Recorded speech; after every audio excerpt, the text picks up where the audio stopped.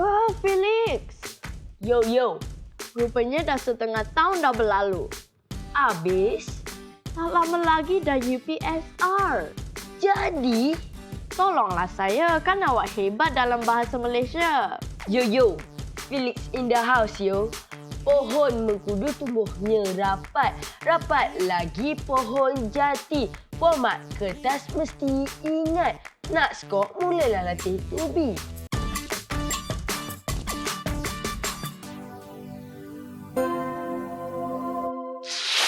Seperti tahun-tahun yang lepas, untuk subjek Bahasa Malaysia, kita akan diuji dengan 2 kertas, iaitu kertas pemahaman dan kertas penulisan.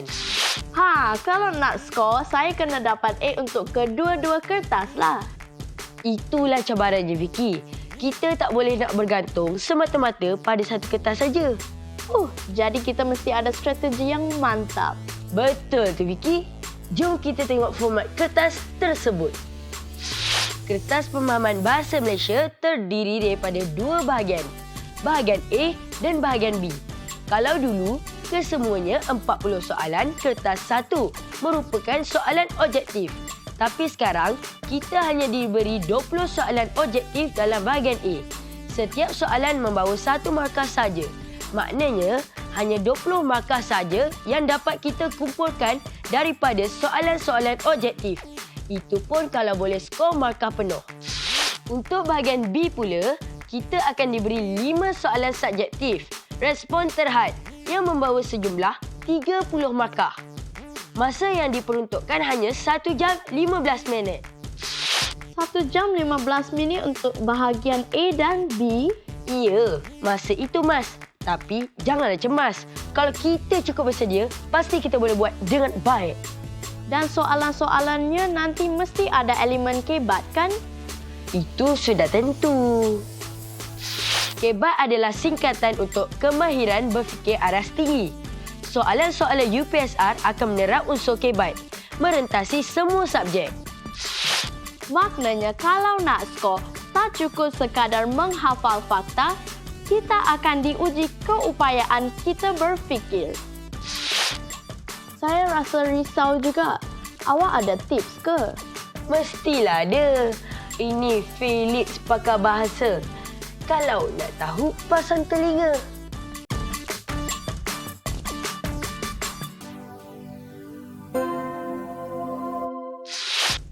Soalan 1 hingga 13 dalam bahagian A, kertas pemahaman, lazimnya menguji penggunaan kata yang meliputi semua aspek tata bahasa.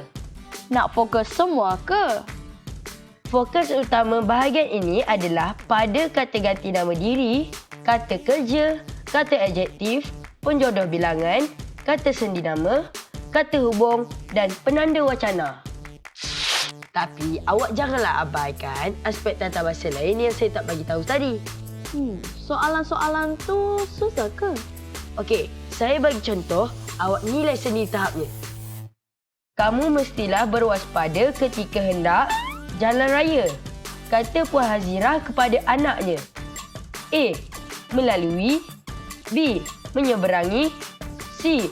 Melepasi. D. Mengharungi. Kata kerja yang tepat ialah B. Menyeberangi. Walaupun objektif soalannya tak mudah, kan? Bila terlambat lagi, Vicky. Kalau kita tingkatkan usaha dari sekarang, pasti kita boleh skor. Soalan 14 dan 15 adalah berkaitan dengan aspek ayat. Biasanya kita akan diuji keupayaan kita memilih ayat yang sama maksudnya dengan ayat yang diberi. Contoh, soalannya seperti berikut. Lina, sudahkah kamu membuat persediaan untuk menghadapi peperiksaan UPSR tidak lama lagi? Tanya kakaknya, Lily. Jawapan yang tepat ialah C. Kakak Lina iaitu Lily bertanya sama ada Lina telah membuat persediaan untuk menghadapi peperiksaan UPSR tidak lama lagi. Mencabar sungguh. Kalau lambung dadu tak semestinya lulus, kan? Jangan. Gunalah otak. Bergurau je. Cita setinggi bintang, teruskanlah usaha.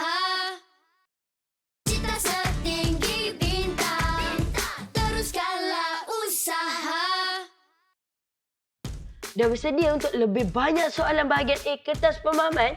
Dah, tak sabar. Ini dia. Soalan 16 biasanya berlandaskan kesalahan umum tata bahasa.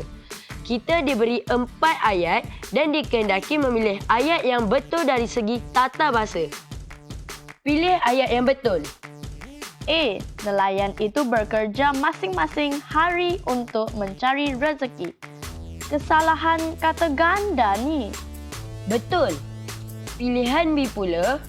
Pihak polis melepaskan 2 das tembakan sebagai amaran kepada perompak itu. Ayat ini betul. Saya rasa betul. Tapi kita periksa juga pilihan jawapan yang lain untuk kepastian. C. Berat setangkai buah anggur itu ialah 500 gram. Kesalahan penjodoh bilangan. D. Bas ekspres itu telah berlepas sebentar lagi. Kesalahan kata. Jadi, B jawapannya. Awak nak tahu format 4 soalan terakhir dalam bahagian A? Nak? Soalan 17 ke 20 adalah berdasarkan petikan yang diberi. Soalan-soalan ini akan menguji daya pemahaman kita terhadap petikan tersebut. Itulah dia 20 soalan objektif dalam bahagian A. 20 markah ni pun saya dah penat perak otak. Bahagian B yang berikut ni lagi mencabar tau.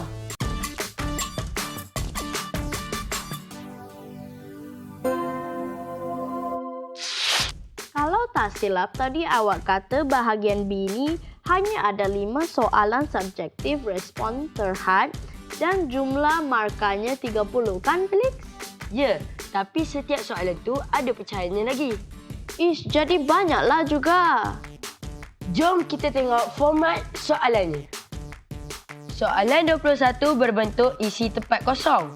Kita akan diberi satu petikan pendek dan dikehendaki mengisi tempat kosong dengan memilih perkataan yang paling sesuai.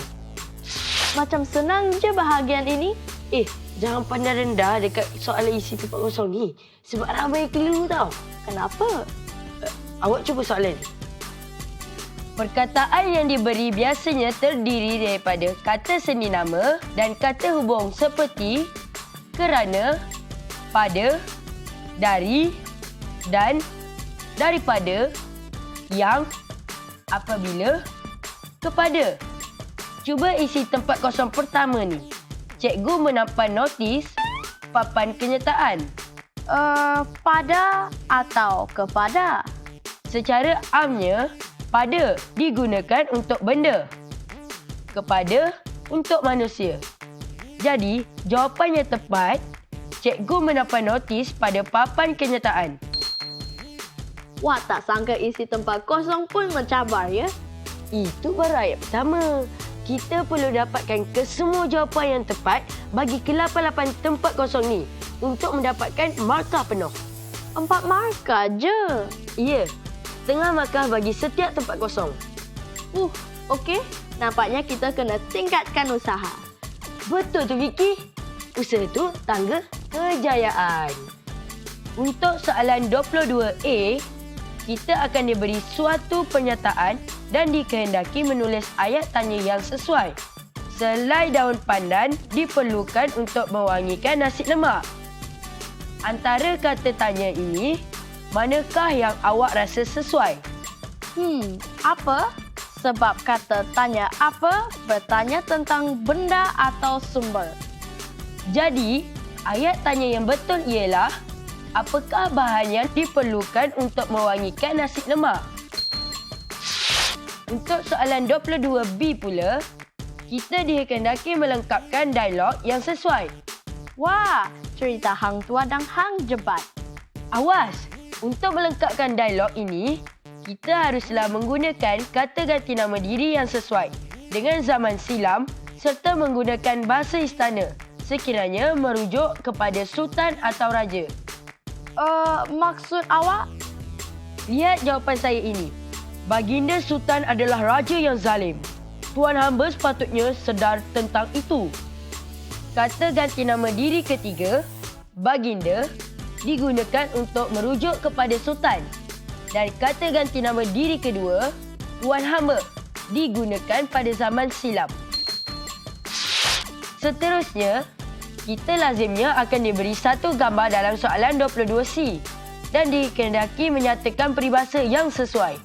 Hahaha, tak tahu tapi belagak. Inilah yang kita kata, bagai tikus membaiki labu. Orang yang hendak membetulkan barang yang tiada diketahui. Macam-macam bentuk soalan UPSR sekarang ya. Betul, sebab itulah kita kena cukup bersedia untuk menghadapi semua soalan yang bakal diberi. Soalan 23 hingga 25 terdiri daripada soalan-soalan pemahaman yang berdasarkan petikan. Biasanya, markah yang diberi ialah 5, 8 dan 7 markah. Kenapa soalan 24 markanya lebih? Sebab di sini selalunya ada soalan kebat seperti contoh yang berikut. Pada pendapat anda, apakah cara yang berkesan untuk mengelakkan kejadian banjir kilat yang sering berlaku di ibu negara sejak akhir-akhir ini? Pada pendapat saya, kejadian banjir kilat dapat dielakkan dengan menyediakan sistem perparisan yang betul. Dengan ini, air limpahan dan air hujan dapat dialirkan dengan baik.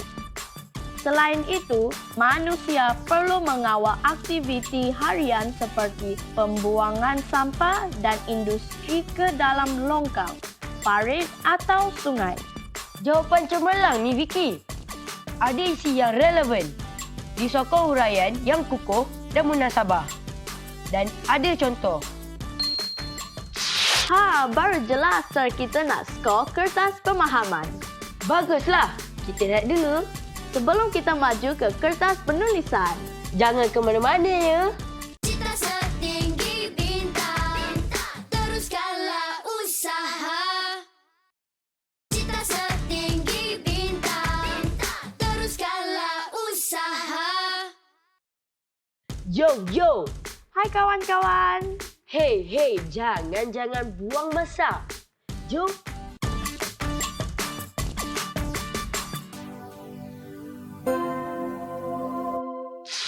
Sebut penulisan saja saya dah rasa lemah.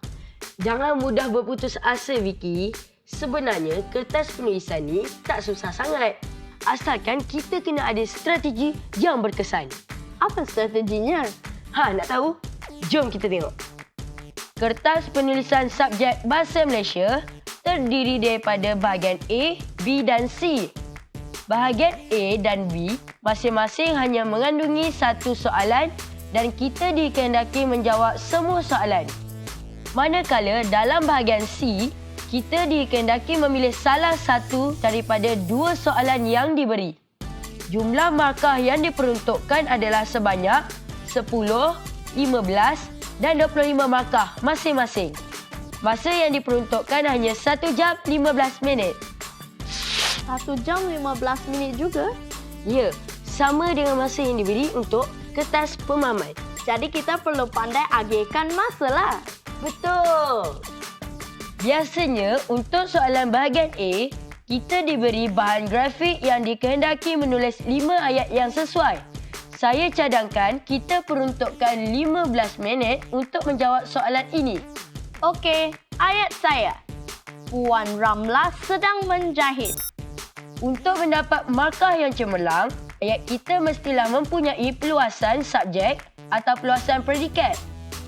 Puan Ramlah menjahit baju menggunakan mesin jahit elektronik di ruang tamu rumahnya. Baru boleh skor. Idea mantap kerana ada peluasan predikat.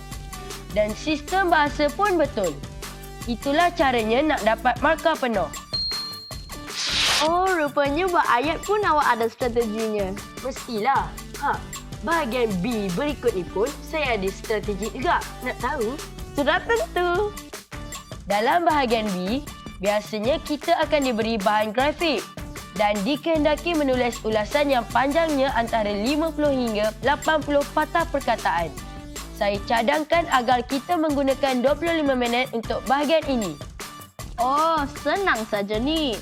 Kita boleh gunakan isi-isi yang diberi sebagai rangka isi. Betul tu Vicky. Daripada bahan grafik, kita dah dapat 4 isi. Kita mulakan ulasan kita dengan pendahuluan. Gambar menunjukkan amalan kejiranan yang harus kita contohi.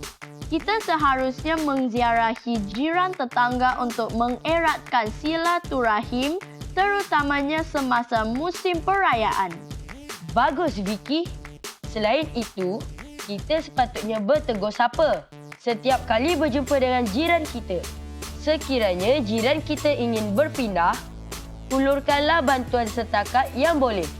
Di samping itu, kita haruslah melawat jiran kita yang sakit. Dah cukuplah isi ulasan kita, kan?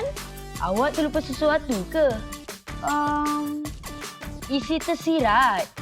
Oh ya, isi yang tidak diberi dalam bahan grafik yang saya olah sendiri, kan? Isi tersiratnya, amalan kejiranan yang murni ini pasti akan menjamin keharmonian jiran tetangga. Mantap! Kesimpulannya, amalan kejiranan yang baik haruslah dijadikan amalan kita semua. Jawapan seperti inilah yang dikatakan jawapan yang cemerlang. Saya dah banyak menyerap ilmu. Yang tersirat di sebalik kata-kata awak tu, awak nak lagi? Ya, strategi untuk bahagian C pula. Jom. Soalan dalam bahagian C adalah berbentuk karangan. Saya cadangkan kita peruntukkan masa sebanyak 35 minit untuk menjawab soalan ini. Kita dikehendaki memilih salah satu daripada dua soalan yang diberi. Bahagian inilah yang paling penting dalam kertas penulisan kerana banyak markah yang diperuntukkan. 25 markah untuk bahagian ini merupakan separuh daripada markah kertas 2. Bahagian yang paling banyak markah strateginya pun paling penting, kan, Philip? Tentulah, takkan awak nak sia-siakan peluang keemasan kita nak skor. Pilihan soalan yang ada dalam bahagian C biasanya mengandungi satu karangan berformat seperti surat kiriman sama ada rasmi atau tidak rasmi, syarahan, laporan dan sebagainya. Dan satu karangan tidak berformat yang berpandukan bahan puisi yang diberi. Puisi yang diberi adalah dalam bentuk pantun, syair, lirik lagu dan sebagainya. Inilah peluang kita untuk tonjolkan kehebatan kebat kita. Betul? Jom lihat contoh soalannya. Anda telah menyertai pertandingan syarahan di sekolah sempena Minggu Alam Sekitar. Tajuk syarahan tersebut ialah Cintai Sungai Kita. Tulis syarahan anda selengkapnya. Syarahan pun ada formatnya. Ada. Syarahan mestilah dimulakan dengan pembuka kata yang merupakan kata-kata aluan kepada hadirin. Jangan lupa untuk menyatakan tajuk syarahan kita. Masukkan juga kata penghadapan. Hadirin yang dihormati. Lepas tu, bolehlah kita mula menulis isinya. Berapakah isi yang perlu kita tulis? Biasanya untuk karangan bahagian C ni, kita perlu menulis 5 isi utama. Yang penting, setiap isi hendaklah diolah secara teratur, disampaikan dengan bernas, tepat dan logik. Disokong oleh huraian dan contoh yang meyakinkan. Anda digalakkan menggunakan penanda wacana, kata penegas dan peribahasa yang sesuai. Pastikan karangan anda bebas daripada kesalahan tata bahasa, ejaan dan tanda baca. Jom kita tulis isinya. Sungai merupakan sumber air kepada manusia. Ini kerana sungai berperanan sebagai tempat tadahan air semula jadi. Di samping itu, sungai amat penting sebagai habitat pelbagai haiwan dan tumbuhan. Keseimbangan ekologi akan terganggu sekiranya sungai dicemari lalu menjejaskan habitat flora dan fauna. Oleh itu, kita seharusnya memelihara kebersihan sungai kita. Golongan muda haruslah didik supaya mencintai sungai seperti kata pepatah, melentur buluh biarlah waktu rebungnya. Sehubungan dengan itu, kempen Cintai Sungai Kita haruslah diadakan bagi meningkatkan kesedaran orang ramai tentang pentingnya menjaga kebersihan sungai. Selain itu, penguatkuasaan undang-undang haruslah dipertingkatkan ke atas mereka yang mencemarkan sungai. Dah siap, Limisi? Bahagian penutupnya, Akhir sekali, ingin saya tekankan sekali lagi. Cintailah sungai kita. Sama-samalah kita memelihara sungai kita demi mengekalkan kebersihan alam sekitar. Sekian, terima kasih. Analisis kertas bahasa Malaysia pun dah selesai. strategi pun saya dah dapat. Yang tinggal sekarang, usaha kita untuk mencapai impian A berderet. Belum terlambat lagi untuk tingkatkan usaha. Lebih-lebih lagi, ada geng, senang belajar. Untuk tingkatkan penguasaan tata bahasa saya akan minta ibu bapa saya untuk belikan lebih banyak buku kerja dan rujukan untuk saya. Beli itu senang, tapi awak juga kena rajin menghabiskan ke semua soalan yang ada. Dan pada masa yang sama, berusahalah memperbaiki kelemahan diri. Itu sudah pasti.